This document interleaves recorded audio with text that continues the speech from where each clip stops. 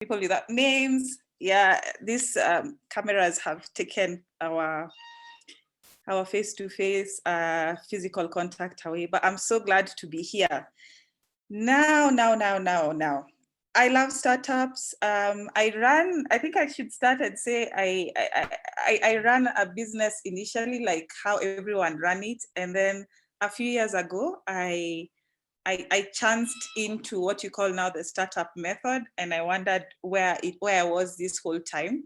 But they say you go through what you're going through for a reason. And so I love it. I love it. It is not easy, I can assure you, but I love the process. It is scientific. It is a science. Business is a science. You're not born a businessman. You can actually learn it. And the secret has been known for long by families and by other people who don't know they know it, because, you know, it's just like you. How do you know how many can ride a bike? Yeah. How many of you remember how do you know how to ride a bike? If I ask you, like, explain how you know how to ride a bike. It is because just somehow it is there. So the more you practice it, the more you just have an idea of how it can be run. And it is true. With practice, you can be able to get an appreciation of how it is. So I've been told I have a 40-minute discussion. And so I will get straight into it, as I hear the agenda is quite tight. So I will share my screen. There are 100 slides. I hope you're ready for them. Yeah, kindly nod in agreement. But to be truthful, there are 6 slides.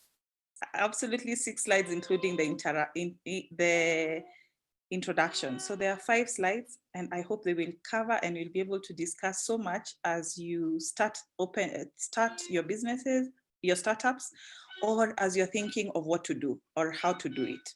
So let me get started. Elsie, is that introduction okay, or should I add something else? Feel free to add anything else. Yeah. Okay, great. Okay. So I'm gonna share my screen and then I'm gonna start my presentation. Where are you showing my photo? Right, here we go. So, startup value proposition. It sounds like such a big word, value proposition. First of all, startup. Startup, what is startup? I'm sure everyone has talked to you about it. What's the difference between a startup and a business? So a startup is an experiment. By all intents and purposes, it is an experiment. You're supposed to break it apart. Absolutely break it apart. You are not starting a business that should last you 5, 10 years. This is an experiment. When we talk about value, it is what are you gaining from it? Value proposition, what are you proposing? If you're a guy and a girl or a girl, when you are giving a proposal to your girlfriend, boyfriend, ulijitetea ukiwa pande gani? Yeah. Where are you jitetearing?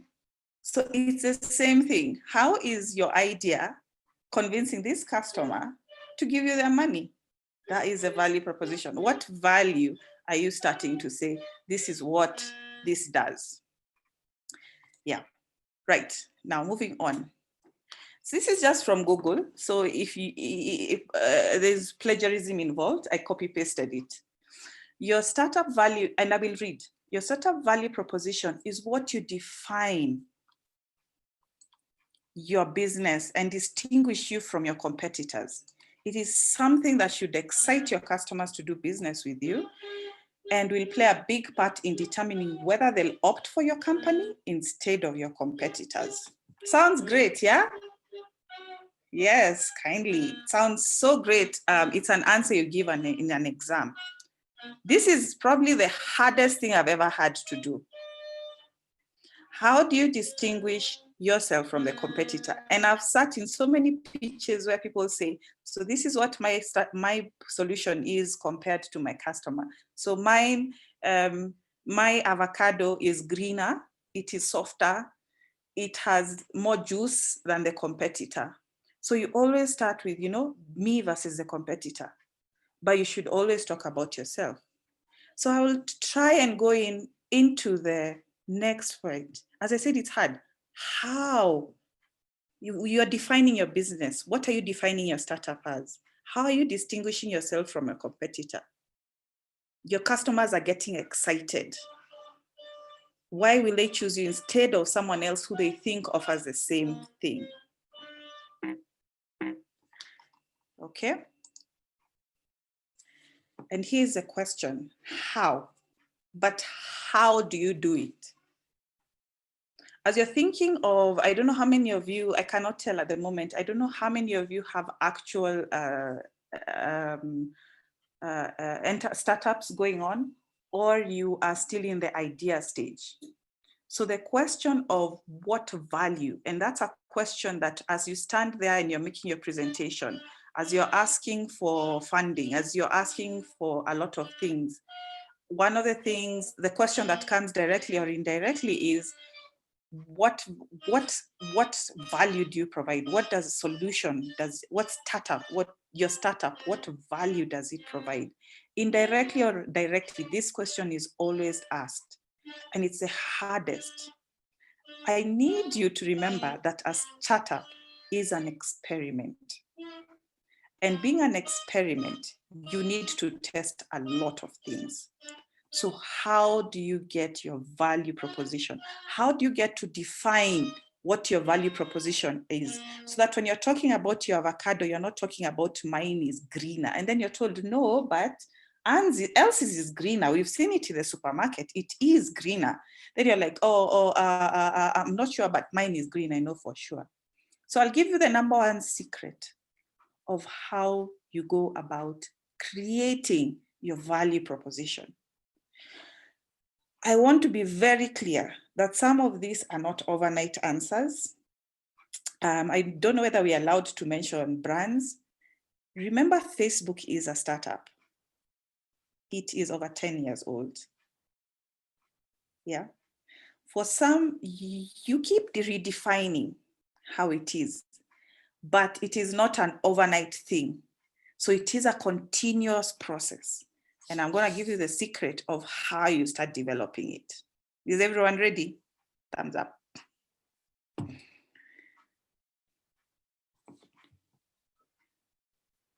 That is your answer.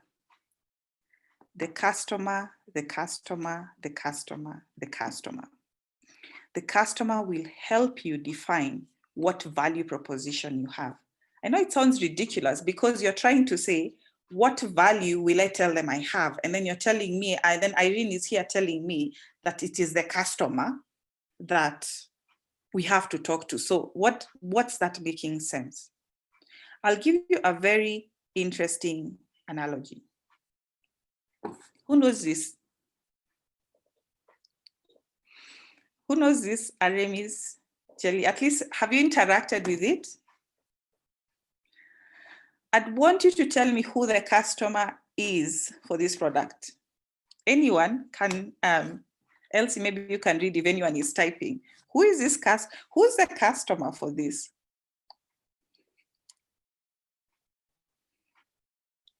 I can see Angeline has raised a hand.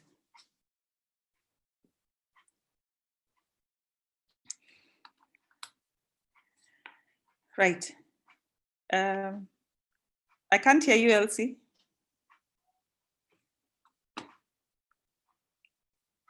I can't hear you. You're on mute. Okay. Sorry, Yeah. I'm saying I'm trying to read out the chat. I'm seeing farmers in, and I'm trying to unmute Angela, but I don't think if she is able to talk yet. Yeah. It's okay. I think we can read.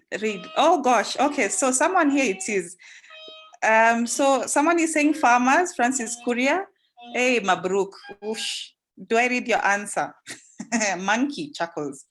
And then dairy farmer, Dora Kilalo says, dairy farmer who milks.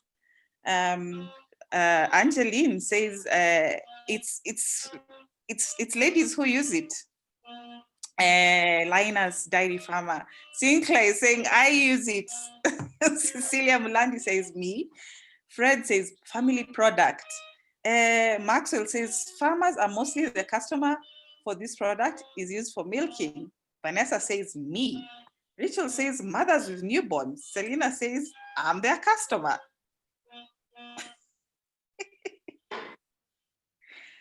And let me stop reading from there. And that's giving an idea of why it is you start with your customer. I am sure when it was being developed, it is a milking jelly. I am not a farmer, but I can approximate and see that this is used for milking. But guess what? It is a lovely beauty product.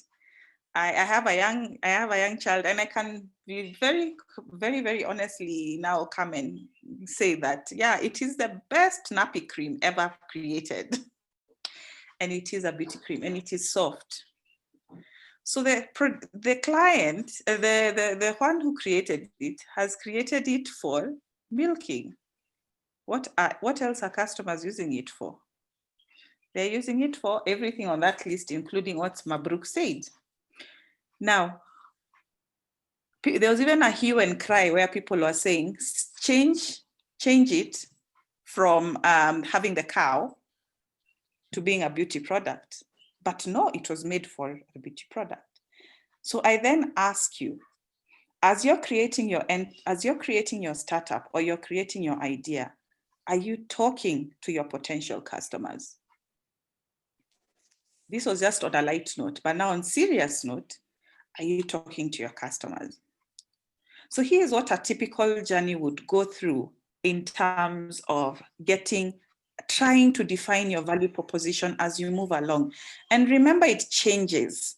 So this is not a static thing, but it should have metamorphosis. Kidogo kidogo too, as you move along, it becomes clearer and clearer and clearer and clearer. As you move on, it does become clearer. So here is what I say when you talk to customers. So before you start the idea, but I'll assume everyone here is at idea stage, yeah? So you then go and say, hey, I want to create this jelly. I think these guys are having problems. The people, when they're milking their cows, they're having problems. It's too rough. Maybe you're a farmer, it is too rough. So, or what, I don't know what other issue would be. You can put on the chat what the issue would be if it is this dairy product. So you then would say, I've tried using this. A lot of this comes from things you've used. So maybe you're a farmer, or for you guys, or for you who are in university, you're like, it is so hard to access lessons now when they're in university. But let's use this jelly for example. So you say, when I go home and I go to my grandma's or my mom's place or my uncle's or my aunts, etc., etc., I get whatever product is in the market doesn't work well. I think I can be able to get a better solution. So what do? Yeah. This is how you're starting to talk to your customers. You go broad. You go to the market out there and say, hey, what's your view about this, about the jellies? What do you think? Which one works well? If you're creating a software, for instance, because I know a lot of you are looking at creating softwares, before you create the software, try and figure out who are you solving it for? So if you're saying that university students of Nairobi students are having a hard time accessing their lectures, so you then broadly, anyone you think who's in University of Nairobi, you just broadly talk to them and ask them, hey, what challenges are you having? What do you do? I mean, what would you like to see? Just have a general conversation. As you're having this general conversation, you're talking to a broader customer base, potential customer base. Here you're not narrowing down. Kindly do not go through what most people do, what you call the traditional, not the traditional, how most people start. You create something and then you push it down people's throat. It does not last. It does not last. Even you might have funding, you do all the ads you can, but it will not last. So that is the first step. Before you launch, you start now asking, okay, so what would it be? How would it be? What do you think would be a nice one? This software, what do you think would be great in it? How would you think? Or someone tells you, I'd want to have, like when I take a photo, when I'm going to the lectures, I can put a face that doesn't change and then I fall asleep and the lecturer would not know. I don't know. So you choose something like that. And then you start getting an idea of what is important. And then you ask, would you pay for this? How much would you pay for it? That's a very important discussion to start having, in terms of what value would you pay? Then someone says, I'd like my face to be stagnant. Then you're like, would you pay 1,000 bob just to have that feature? Then someone says 1,000 shillings? No way. So that's a nice to have, but people won't be able to pay for it.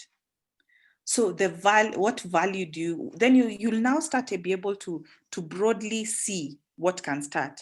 And then you then would have what you call an MVP. Maybe someone answer for me what an MVP. Having talked about startups, I'm assuming I'm not the only one. What is an MVP? Someone kindly type on the chat.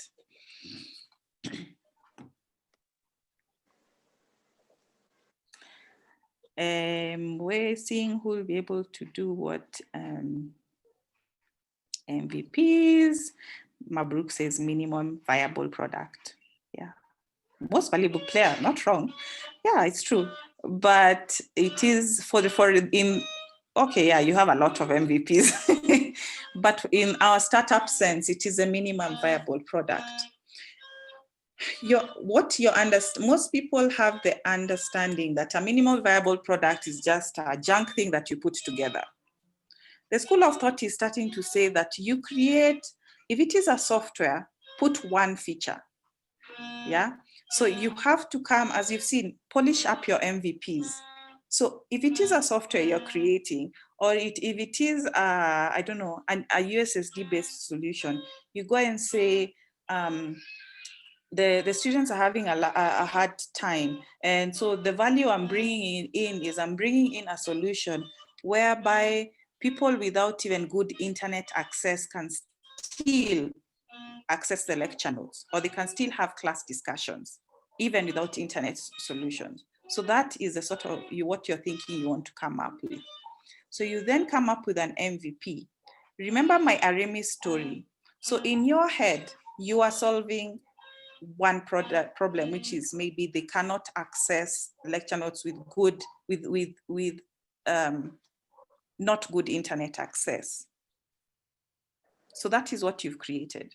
So you get it out there, have a few people just test it. What you call in startups, we call it your early adopters. These are people who you give, you're starting baking. You give your first cake and they tell you, enyewe tumekula lakini kitu, it is not nice. You need to improve they give you such good feedback. And here is a very good secret. They are not your friends or family. Yeah? Your friends or family, most of the time, will tell you what you want to hear. And so you keep building on this thing. You keep building on this thing. Unless you have a very honest family or friend, truly, go there and get that difficult customer, even one, even two, and then you listen to what they're saying. So, and then you see where I've written, you have to come up with creative ways of talking to your product, to your customers before you listen. What you're doing at that time is you're getting to understand, I have created a milking jelly. What is the customer seeing? The customer is seeing a beauty product. The customer is seeing a baby jelly. The customer is seeing a milking jelly. So you're trying to make sure that what you think it is doing and what the customer sees it is doing are exactly the same thing. Somebody type amen inside there.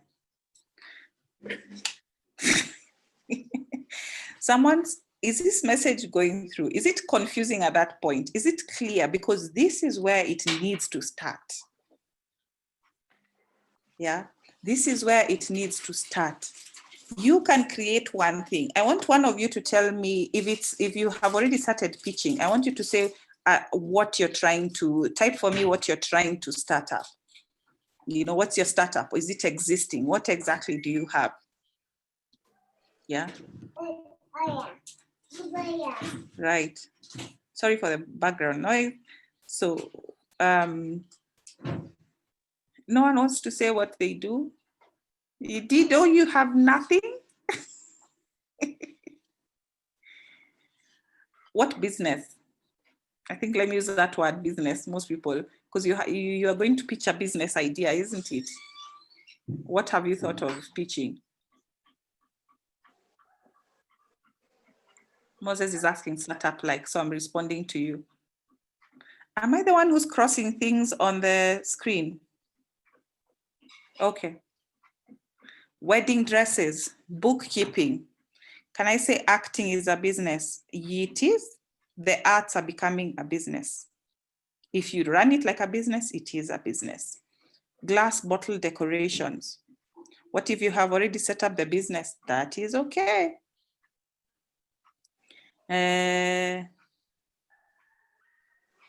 Mark is asking, clarify an idea I'm thinking of or what I'm already doing? Either of the two that you want to share with, so that I can use. Selling second-hand clothes. Right. Good.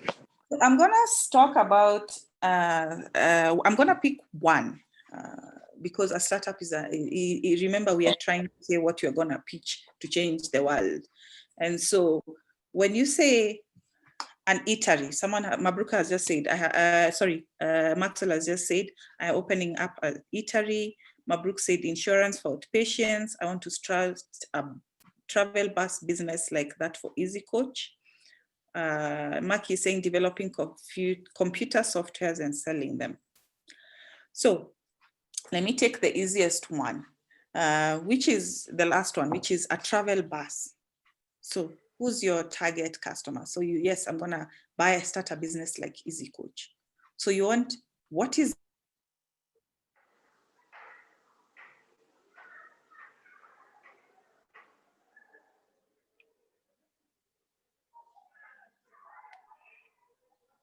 I don't know if it's only from my end. Juliet, please raise your hand if Irene is frozen.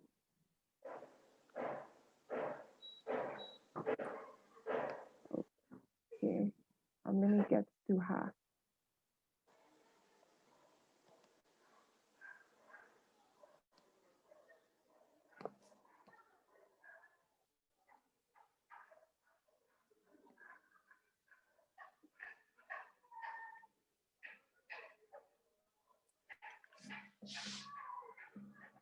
Connection.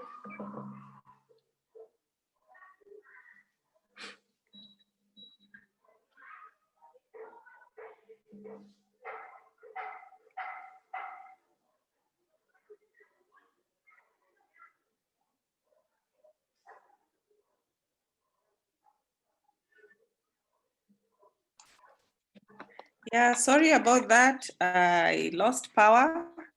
So let me just use I'll hotspot and hope that I survive. Ooh. Right. Somebody say blackout. Type for me there in the in the chat. Somebody say blackout. Type for me there, blackout. Right. So when you're starting we were going to talk about maybe selling secondhand clothes. So who's your target? You go and buy blankets. Yeah, you go and buy blankets and say, hey, I'm gonna be the best blanket seller here. Thank you, Noel, for saying blackout, but you forgot the exclamation mark. So you then go and say that I'm gonna be the best blanket seller. I'm gonna go buy blankets and I'm gonna sell them. Now I'm gonna target who? I'm gonna go target families or single people. Oh, thank you, Dinesh. I've seen your comment. Kindly, thank you. Welcome. I'll try and speak in English only. Thank you.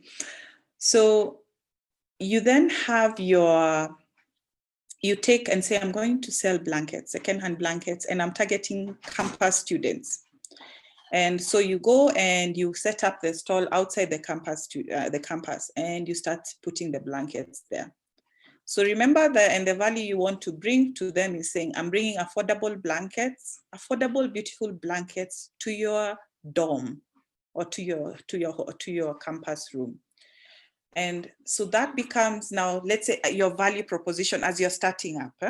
So you've gone there, you've done your research and you've seen, hey, everyone has ugly blankets. So you've talked to a few people and asked, would you like beautiful blankets? And people will tell you, yes, I would not mind. Then you ask, hey, so around what value price are you willing to listen to? Then someone will tell you, I'm willing to pay $1, $2, equivalent of 110 shillings or 220 shillings. So you then go and secure your first batch and you try and sell it. So when you go and put your blankets there, what do you realize? The students said they would buy it.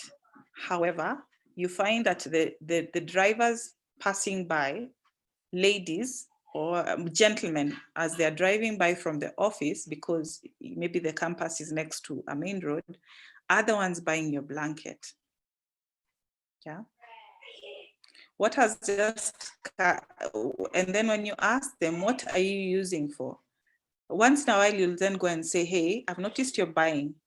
If you want to get insight as to how to grow your business, you should always ask. So you notice I was doing this for campus students, but out of 20 blankets I sell, only 2 are for students, 18 are drivers, and out of the 18, 14 are individual, are gentlemen. So you then one day start and asking them, why are you buying my blankets? You know, just jokingly, why are you buying my blanket? And then the gentleman will tell you, I don't know, I've realized it is good for, what would the answer be? Someone write for me the funniest answer why men driving home from work would then tell you why they buy blankets. So let me see if anyone is going to type. Waiting. Why would you think that the gentleman driving by, good for sleeping in the car? Good idea. So good for sleeping in the car. So then you'd ask, why are they good for sleeping in the car? And then they tell you, because we are campers. We like camping, and they're waterproof and they're things like that. In fact, we've been looking for such blankets for a long time. So you then take your stall and you start changing it and say, best camping blankets available. So your value proposition has just changed from making your campus room beautiful to best camping blankets available for the comfort of your car. If the example is kind of hitting home, type home. If it's not hitting home, type sky.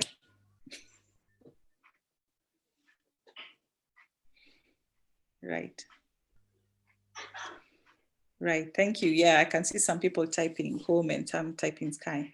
So, there's no home, job. So someone has said home, great. So remember, has the blanket changed? No, it has not changed. It has not changed. So what has changed is the value. So as your so the thing, when I say customer, is you actually have to talk to customer, which is where the secret is. It is in talking to the customer. That is where you start getting. Remember, you talked to the customer before you started. You knew your campus students, fellow campus students, or your friends are the ones who have blankets. You realize they come to your room, they love your room. So you say, I can make a business out of this. So you ask them, would you be able to buy? And remember, don't talk to your clique, go talk to others. Would you buy? They say, yeah, I can buy for about $1, $2. And then you set them up, but they're not buying as much as you are. So that is a value proposition. It's changing. So your customer now, when you're talking, it becomes, I do the best blankets. So when you ask what business, what's your enterprise in? Your enterprise is in bringing quality comfort to campers. Campers. I hope my accent is okay. Campus, like CAMPER. Camper. Yeah. Bringing comfort to campers. And before it was beauty. in your campus with a U. That is a value proposition. When then now you'll dig deeper as you're developing, you'll have unique value proposition. So now you realize you thought that your competition is, remember when I told you the Google definition, which is how you'll differentiate yourself between you and the competition. So in the beginning, your competitor was the person with the blankets next to you. Then you realize all of a sudden your competitor is people who sell camping gear. If you're in Kenya, maybe that would be Decathlon or going outdoor or Nairobi Sports House. So all of a sudden it has changed. So now then your unique value, you now go to what you call unique value proposition. So my unique value proposition is, and by the way, cost is never one. So you can never say my unique value proposition is my camping gear is cheaper than my competitor, no. So now as you're talking to the client, as you're talking to your customers, because now they're buying. And by the way, your customer is anyone who gives you a shilling or $1. Anyone who's giving you money is your customer. Anyone who promises to buy, anyone who's taking your samples, anyone who, I don't know what other thing people think I have customers. Anyone who has promised to buy is not a customer. Anyone who has given you money is your customer. Listen to them. Anyone else would really is giving their opinion. I don't know if that's the word I can say. It's just an opinion, but it's not heavy. It's not as heavy as someone who gets money out of their pocket and gives it to you. Those are two different people. Right. So that is an example of value proposition, of how you're starting to get your value proposition as you're moving on. So you start defining it at that point. Before you start, the one who was saying, I want to do buses, before you start, the one saying software. Software is not, they'll tell you, but there's so many coders around here, but who are you targeting? So if you're doing softwares for SMEs, that's always a good one. Everyone says, I'm doing accounting software for SMEs. And then they say, what type of SMEs? You went and talked to 2 SMEs and then decided they have a bookkeeping problem. You should have gone broadly, talked to a few more, then said, oh, now they've told me the hardest thing they do is they can't figure out how to get receipts loaded. So you then go and then put in that feature. Nathaniel, tunawakusikia. Please mute. So as we are saying, so you get the software, you then put in 2 features and say, would you pay for an accounting software that you're able to record your receipt? And someone says yes. So you create a software with that feature, and then now you take it to the market. And then do they sell? Then you say, my software makes bookkeeping in the field easy. Maybe that's your value proposition. I'm just getting figures off my head. They're like, as easy as taking as a photo. Bookkeeping as easy as taking a photo. So that becomes your value proposition. Bookkeeping as easy as taking a photo. Then you take it to the market. Then you see who's buying, who's actually giving you money. And as they give you money, they give you feedback. As they're giving you feedback, they tell you, actually, we love the photo thing, but for me, what it tells me is I lose my receipts a lot. I don't even use it for bookkeeping. I'm using it as a store for all my receipts. And you then see as you progress, you see that is what people mostly are using it for. So your value proposition might change to, I don't know, your store for all your receipts, something like that. Just an example. Right. Somebody says sunset.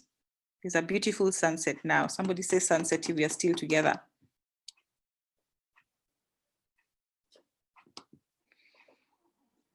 Hello, are we still together? Right. Thank you, Elsie, Simon, Cassie, Vanessa, Diambo, John, Moggy, Sarah Nashati, Tonya Subwe, Sinclair, Linus, Noel, Nicholas Gidigia, Moses Kayanda. We can see you, Maxwell. We can see you, Dora Kilalo. We can see you. You are here. You just didn't log in. Oh, here we go. Kishan Pat, Dinesh Singh, all the way from India. Sarah Akasa.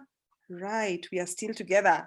Thank you. It is now 5:16 in Nairobi. I have a question, Tonya Ashubwe. I hope I pronounce it right. Kindly, I know questions are later. I can be able to answer one. If you can type it quickly, I should be able to. Thank you, Victoria. I can see you. Yes. 4:15 in Swaziland. Mpumi Dlamini. I can pronounce the second name. I lived in Zambia.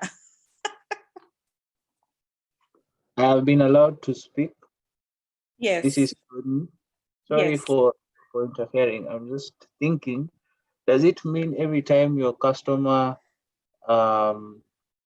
says something or gives a suggestion, then it changes your value proposition? That means if you have, let's say, in the beginning, you have maybe 50 clients, and maybe 10 are saying one thing, 15 another. How does that synchronize in the mind of an entrepreneur when you're now forming your value proposition?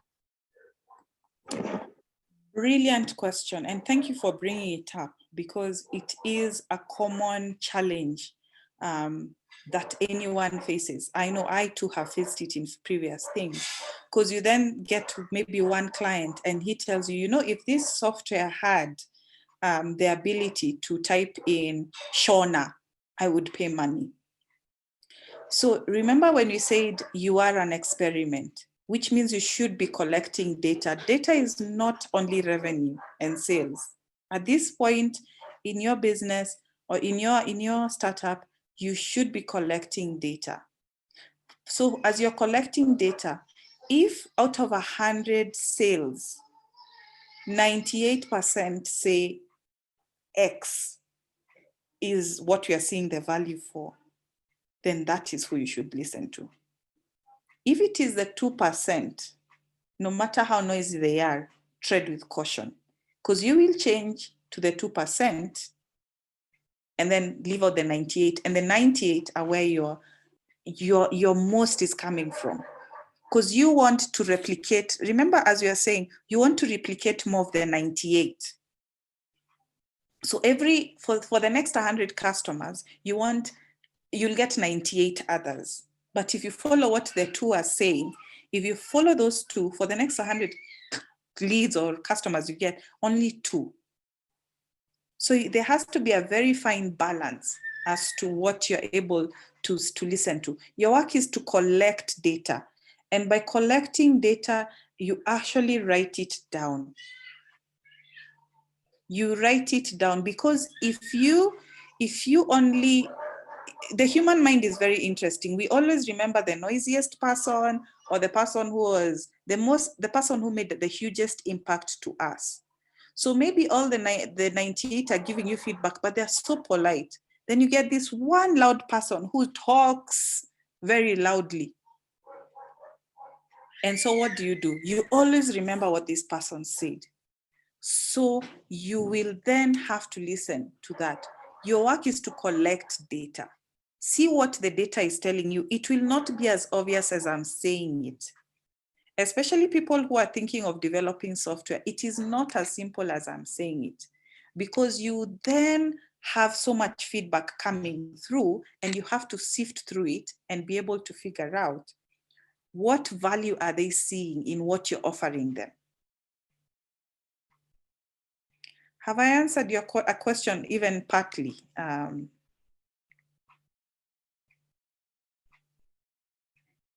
Are you still there, Tony?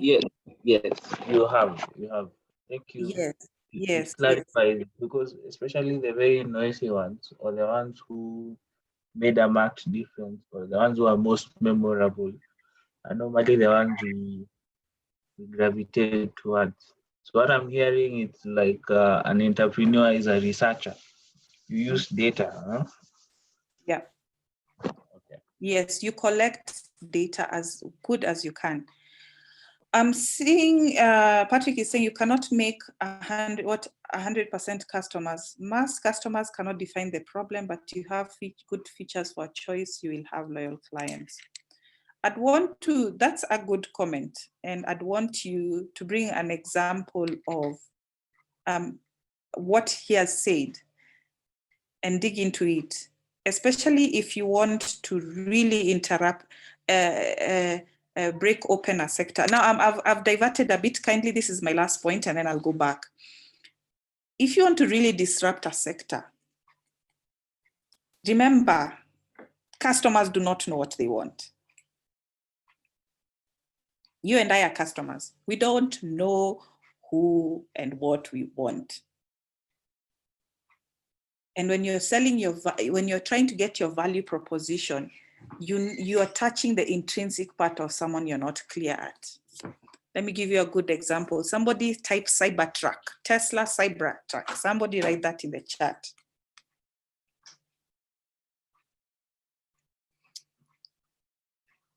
People are not putting, did I pronounce it right? Thank you, Kishan. Tesla Cybertruck.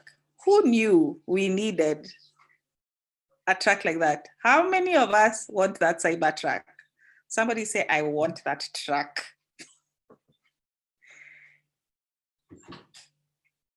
How many of you have, just by seeing it, say, I want that truck?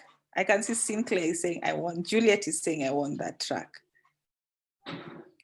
Linus is saying, I want that truck. And my question to you is, there's so many trucks.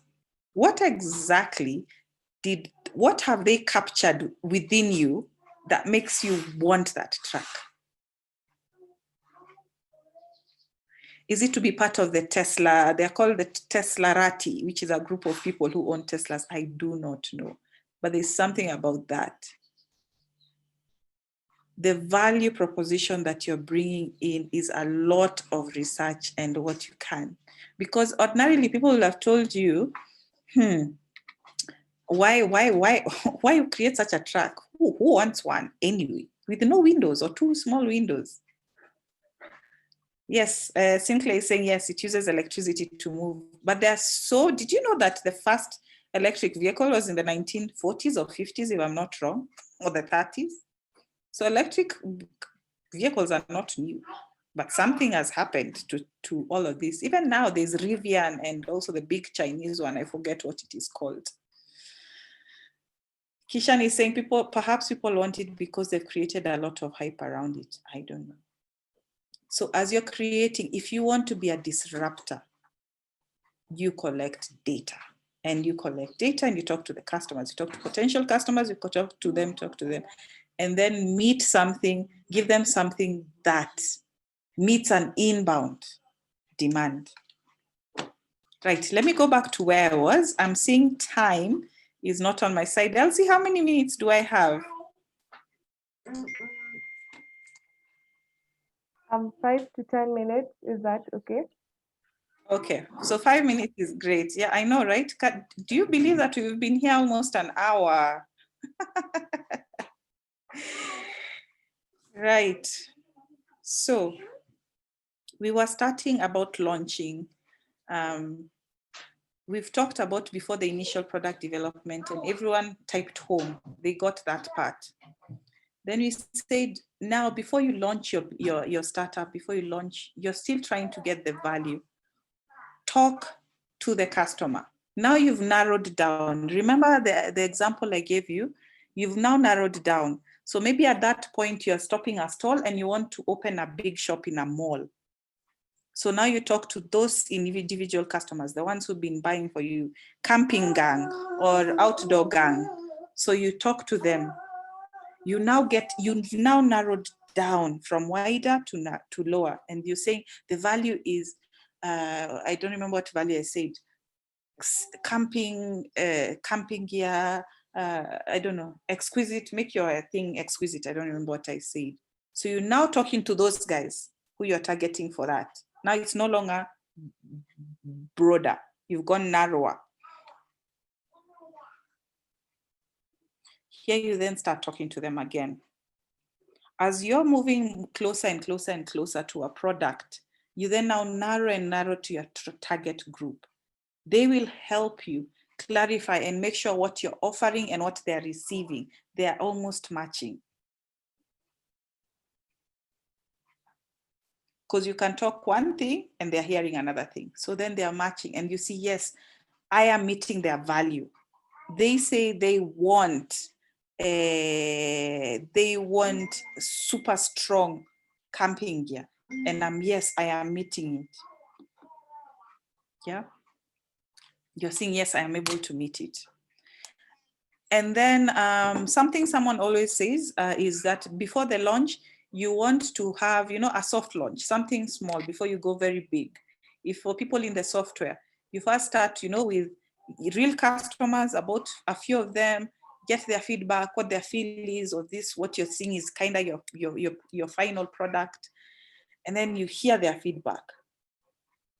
And then after launch, now you keep hearing their feedback. And you start seeing after launch, like, is it meeting the value proposition I said? I am offering bookkeeping service. I have no idea who's putting those red marks. Is anyone else seeing them? So, as you're saying that, No, I was just saying the one who is drawing things all over the screen, so please stop.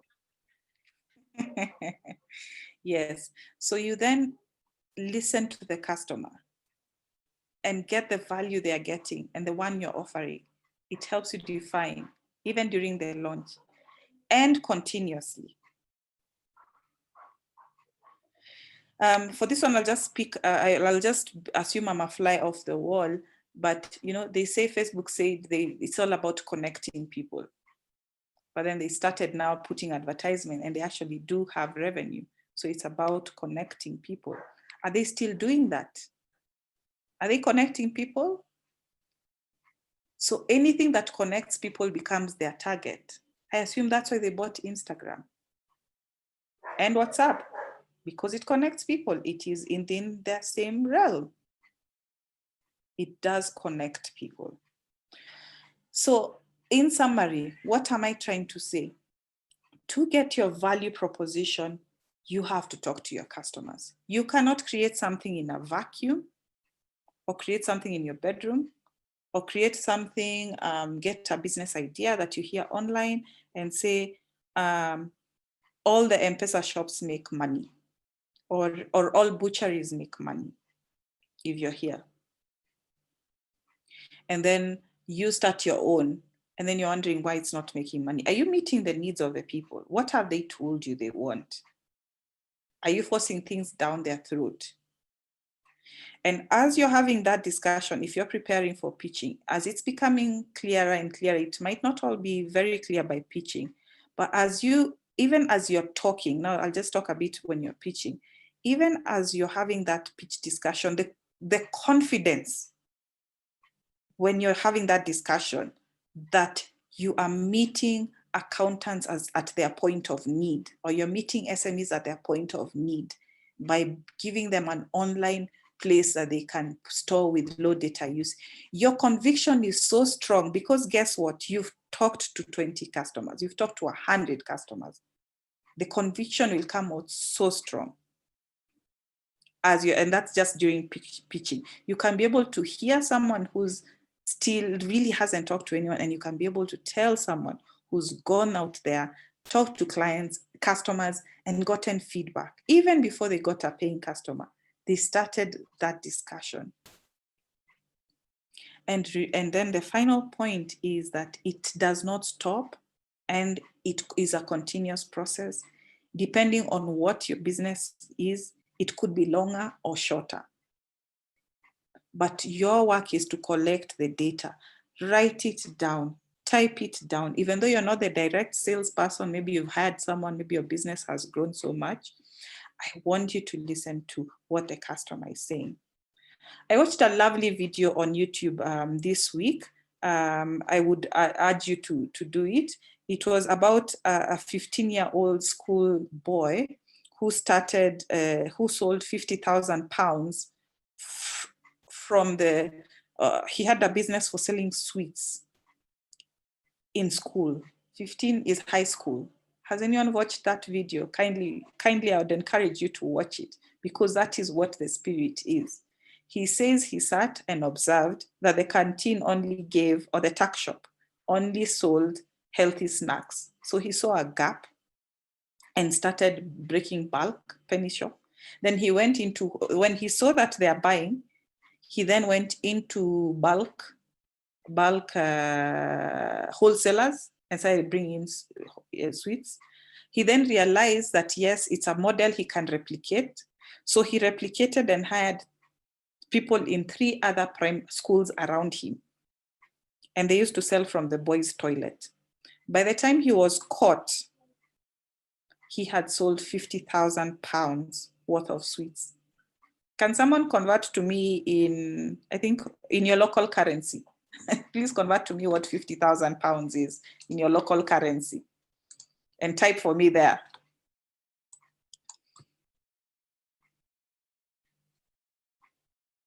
Patrick says 7 million. That's what? In which currency? Put the currency there. Kenya shillings, 7 million Kenya shillings.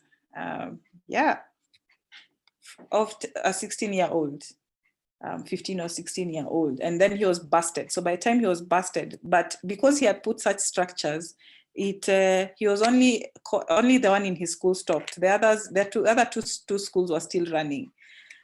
So he was still running his business. And I think the last one I watched is he had been picked up by one of the, I think, guys from Dragon's Den to be mentored. Yeah.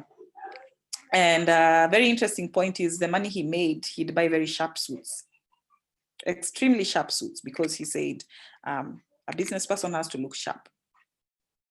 So part of it he did. So that was a by the way, but that is a great thing. What the gap is, it is sweets. And why that's really resonated with me is because I started my first business in high school, and I'd missed the school bus a lot. And the school bus would only be taken from the city center to school. And so when I'd miss the school bus, I'd have to take public transport. And so what would happen is I realized all my fellow classmates who were dropped by their parents had no opportunity to come and pick sweets. So what I'd do is I'd buy eclairs from the supermarket. Anyone know Cadbury eclairs? Somebody say eclairs.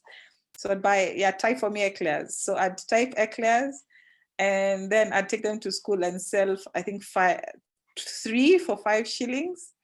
And then I realized, even I increased I started with 1 pack, got to about 5 packs, then even did other flavors, and then I was busted. But I had not built a system for other schools. Somebody typed systems. Systems, yes, somebody typed systems. So thank you, Kishan and Sandra. At 5:32, I'll say I'm done with my presentation. If anyone has a question, any feedback, I hope you've gotten some idea of how to create your value proposition, something that makes you unique. The same way when you're trying to get your, I don't know, boyfriend, girlfriend, husband, wife, how do you talk? When someone tells you, but there are very many other boys or very many other girls, you're like, no, none like me. Look at my style. I don't know. So that is where you need to be. That is where you need to be for whatever you're starting. If you cannot start it that way, then it will be the next business that crashes. But I'd want you to think that way as you're going. So with that, I'll hand it over to Elsie. I don't know if there's a Q&A or anything else that that you'd want to ask. I'll stop sharing.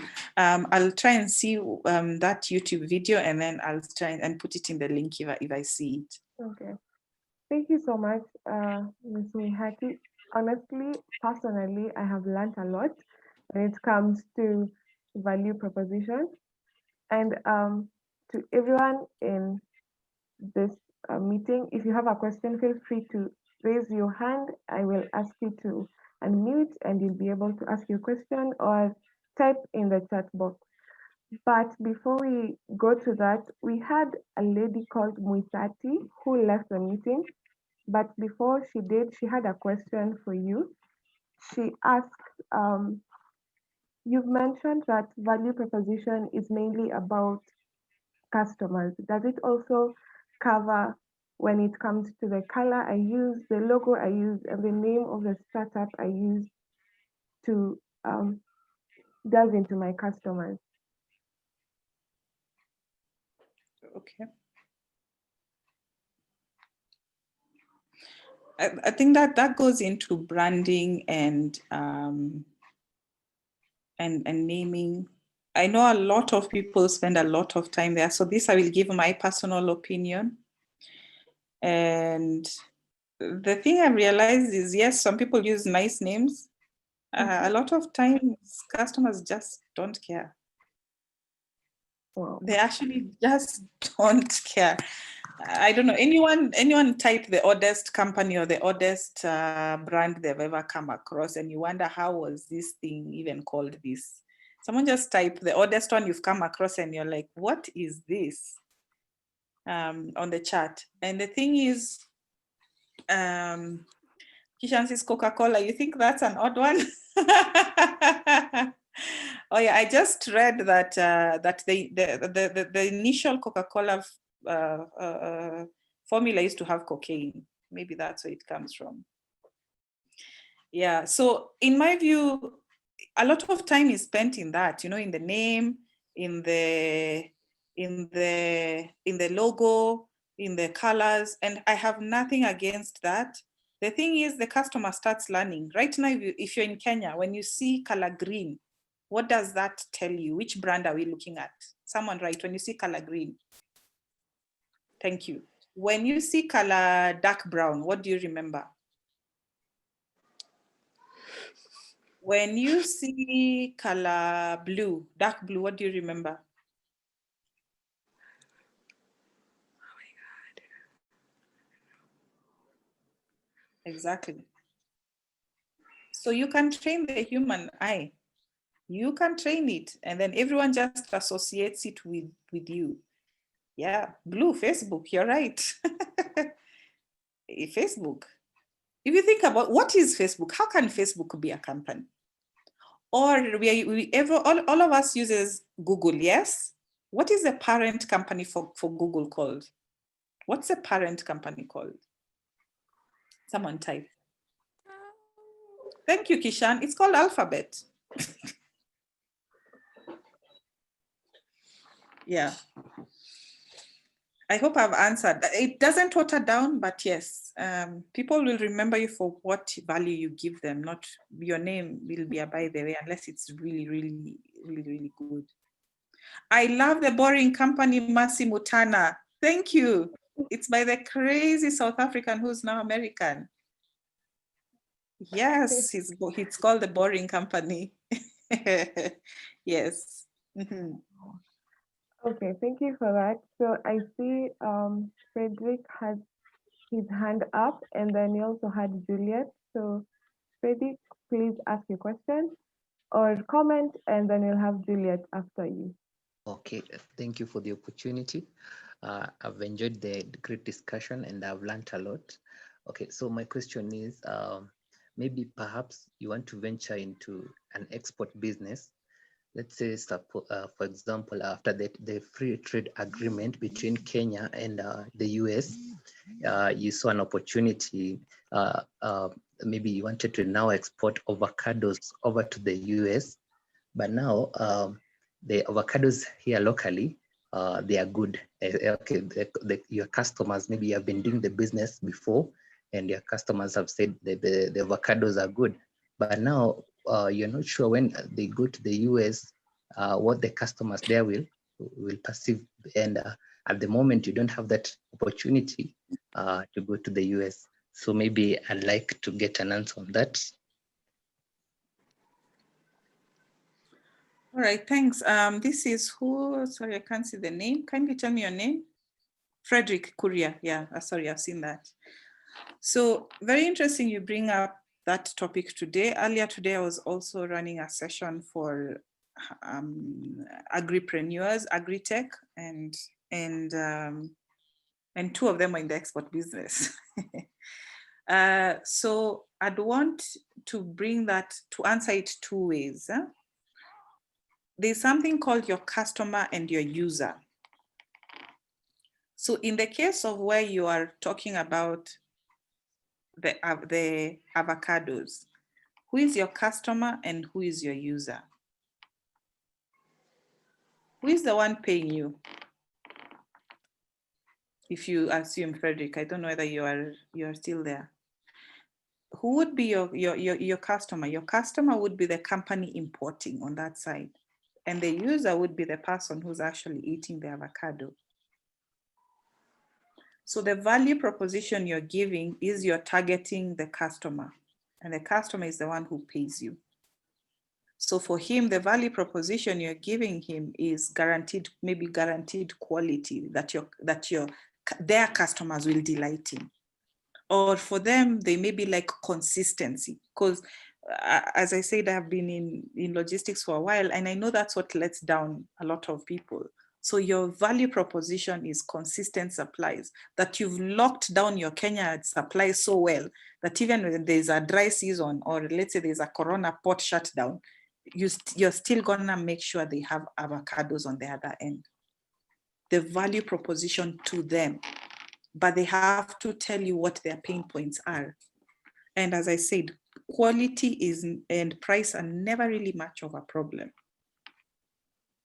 If they tell you that it's because other people are more expensive, maybe it could be seasonal, but find out exactly what challenge are they facing. Exactly what challenge are they facing? What value are they looking at? And are you able, how is your solution meeting their problem?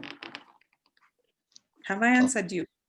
Yes, you have answered the question. Thank you so much. Okay. Juliet? Thank you, everybody, and thank you, Mrs. Muihaki, for the beautiful presentation. My question is on the same note as the person who asked about branding. So I would like to inquire, as a startup business, do you really need to pay attention to the vision and the mission of your idea, of your business, or you can just come up with the business, set it up first, then you can find a mission and a vision along the way, somewhere along the way. So is it something also that you're supposed to pay attention to at the beginning of it all? Thank you. I think a vision is very important. Maybe not what you'd call, maybe how they say, our vision is to be the number one, but visions are what make us wake up. They are our dreams. They are what make us wake up every morning and go to your business, your startup. It is that vision. At first, it might be a selfish one in terms of my vision is just to stop being broke, or my vision is to be the best dressed person. But guess what? That vision drives you. So, and the mission also, I find they're very important to have, because they make you wake up in the morning.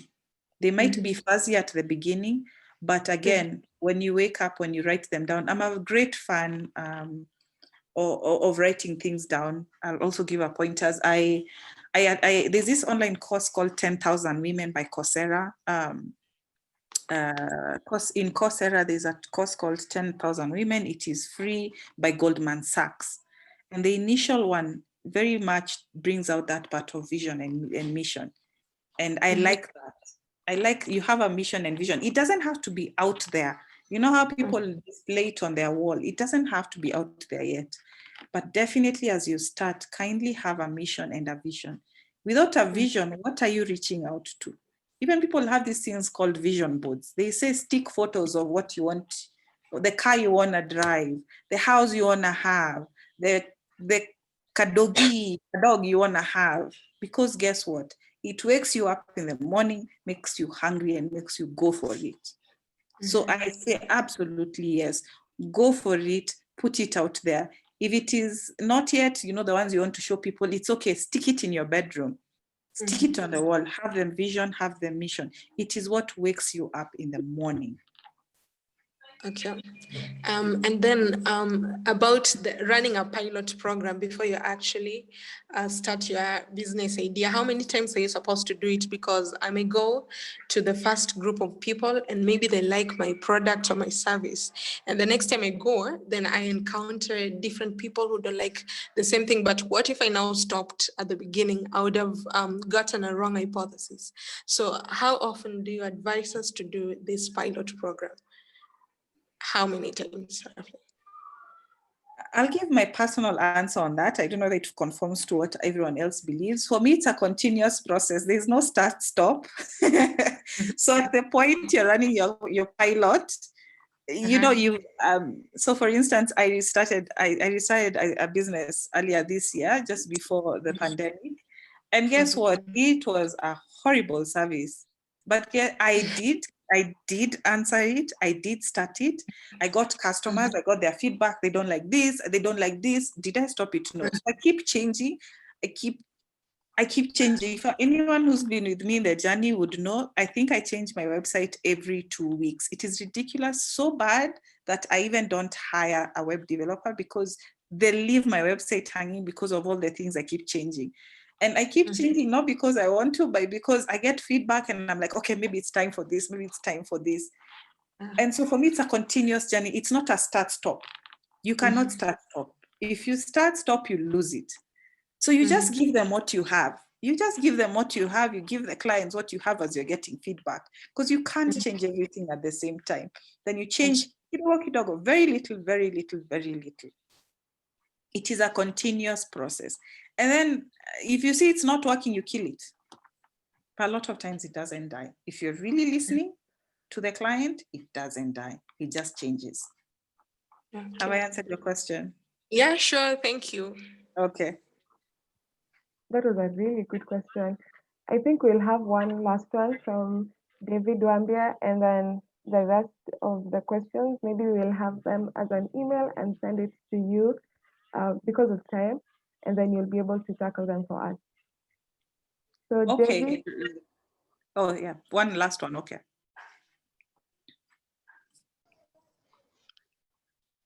Okay, thank you, Elsie. Mine is a question on the opportunities you stand during pitching of your idea. So if you have a soft business, a software, for example, that is not resembling an already existing software, that is a completely new concept, and you have done beta testing on a few of your friends, and you have not been able to reach a very wide market due to high costs of advertisement for that product, for example. And then now you're pitching so that you can get financial assistance to grow the idea. But during the pitch, you're quite convincing actually, but you have zero market experience. The only thing you can show for is a few friends, less than 50 friends who have tested your app and given their feedback. Have zero market experience. So do you stand a chance if you're looking for an investor to invest in your project, or you just have to find funding so that you pitch later when the client can see a potential, the investor can see a potential of where his capital, of what his capital can go into. That was my question. Right.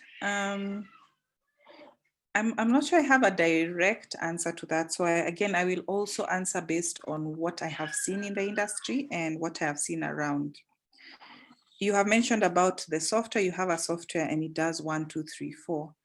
Remember, and I always say, even when I'm talking to people, a software is not a solution. What exactly are you solving?